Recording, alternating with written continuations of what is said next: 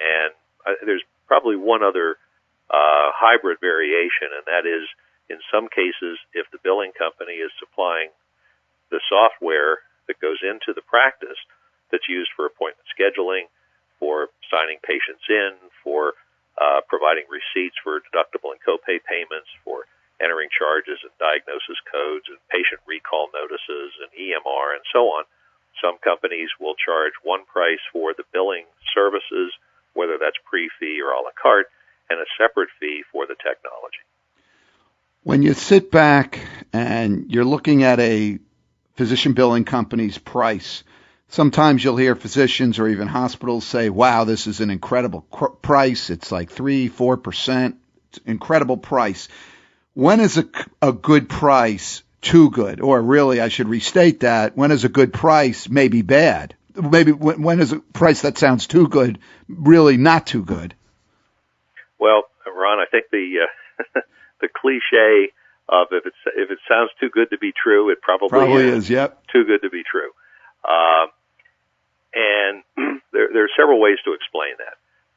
First of all, if you pick a number and say that there are 125 different specialties, there are ranges of normal pricing for every specialty, and they're all different. And the explanation of that is very straightforward. The average payment for an anesthesiologist for a surgical anesthesia is, let's say, $600. It's even higher in some areas. So 10% of that is $60. That sounds like a lot of money. Right.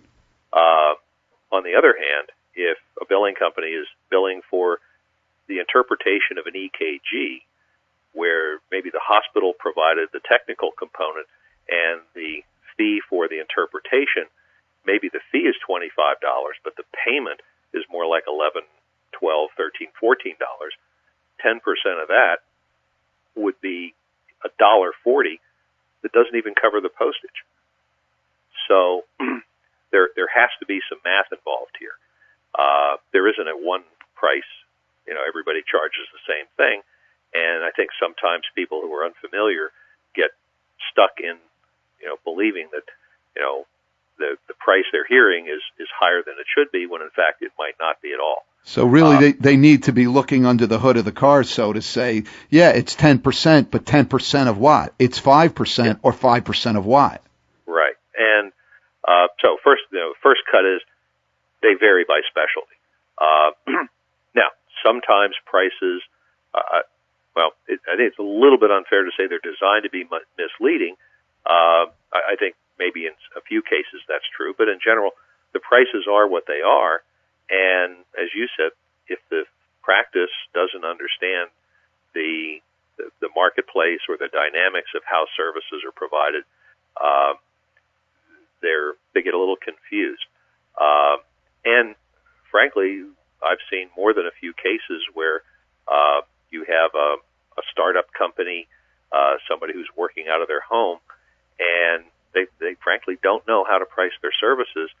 And more than a few times, most of the time, in fact, those low prices are so low that the billing company or the billing person can't sustain the service, and they go out of business.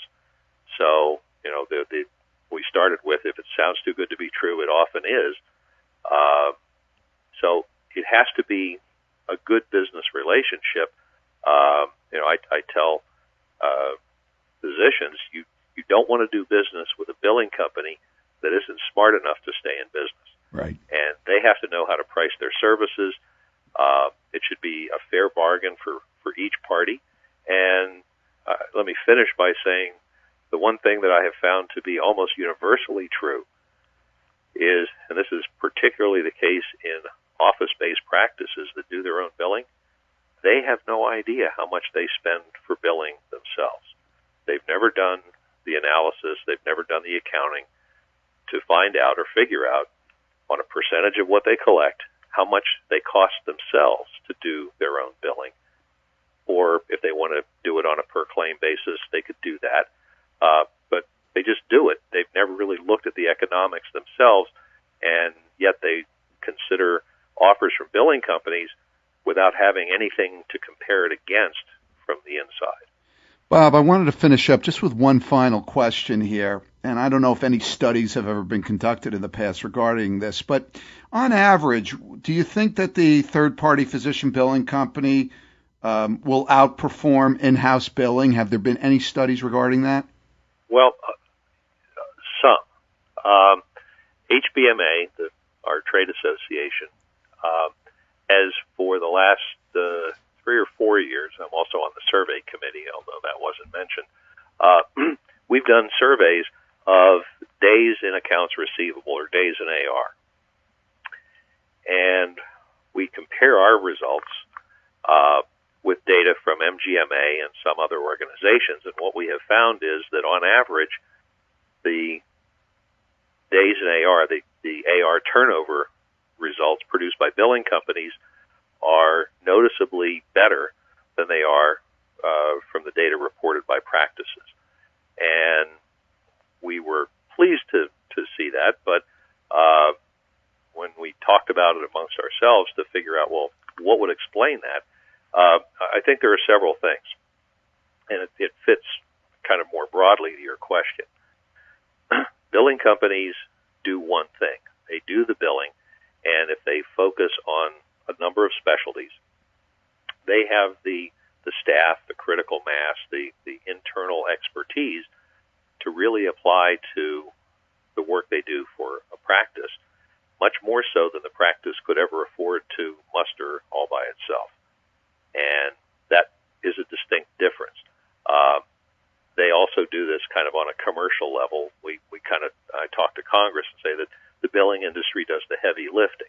Our trade association members, we think, process something on the order of 300 million claims a year, divided up among our 700 some member companies. And the main distinction would be expertise and the infrastructure that a billing company can afford to create that a practice can rarely afford to create for itself. And because our trade association is very good at communicating with its members and providing forums for people to exchange ideas and so forth, that sort of tricks of the trade have become much more universal. It was interesting. It's been interesting for me to see the evolution from when we first started our organization 18 some years ago. The first few years, the meetings were very awkward because people felt like, well, I know the secrets, and I don't want to share those with others who might be my competitor. Gradually, those defenses have come down, and kind of the reverse is true.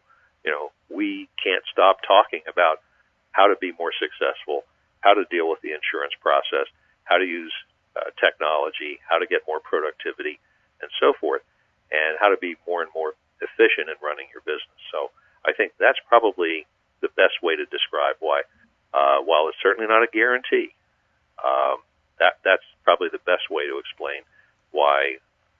And your question kind of said outperform, and it's not really a contest. It's simply a comparison of before and after. And I think that's probably the best way to describe it.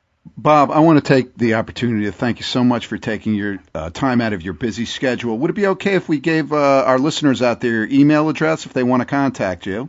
Sure. And that would be to contact Bob Burleigh. His email address is Brandywine Bob. That's BRANDYWINEBOB,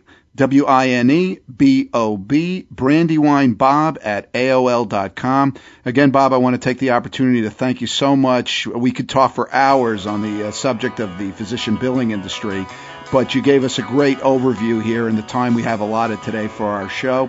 I want to also thank our assistant engineer, Kevin, over the glass. And I want to thank all of you out there who listened into our show today for taking the time out of your busy schedule to listen here to the Healthcare Business Network. I'm Ron Nyman, and I want to wish all of you good luck, and may the good news be yours.